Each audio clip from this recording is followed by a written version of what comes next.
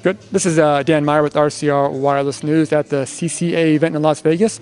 I'm here with Robert Vrij from Alcatel Lucent. Robert, thanks for joining us today. Appreciate it. Great to be here, Dan. Thanks so much. Well, I know you had a keynote a little bit earlier today, kind of giving a pep talk, a little bit of maybe a futuristic or future vision for some of these rural carriers about what they could be looking forward to going forward with their networks. Can you maybe, I guess, give us a little highlight on kind of what you're telling some of those carriers and what some of the stuff they can do as they kind of look for rolling out new networks and potentials for new revenue generation? Yeah, so there's some really good opportunities for them that exist. One, to recognize that CapEx is not as easy to get to anymore as it used to, right? ARPU certainly is one of those things that they rely on for their kind of ongoing revenue sources, but it's really all about finding new segments. And so I talked in the keynote a little bit about how traditionally kind of large enterprise type business would go to companies that could support those enterprises globally, and providing them an avenue to really do that themselves now.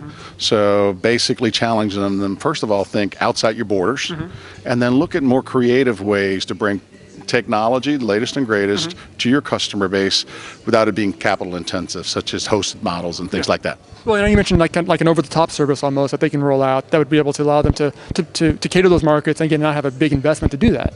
Yeah, exactly. That's exactly what it's all about. I actually reference some kind of really out-of-the-box thinking that we've seen in certain parts of the world and the applicability of it for these rural guys. And it's real. There are a lot of new opportunities associated with bringing voiced messaging, text messaging, photos, location, et cetera, and a kind of offering that allows them not to just take care of their local customers in their community, but as they branch out and become regional, national, and global players, that they can be just as important for them there as well. Gotcha.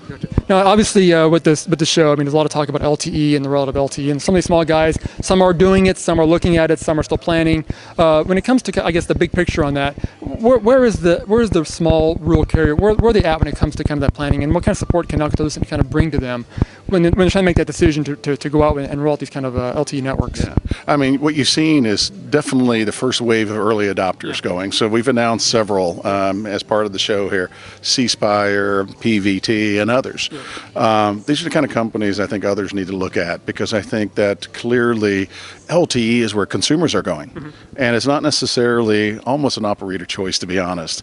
It's the consumer that's driving the need for these tablets and these smartphone devices, and they need to get ahead of that as well. So I think for them it's more thinking about how do they build a macro environment from a macro cell environment, and they continue to look at ways to utilize their spectrum and bandwidth more efficiently.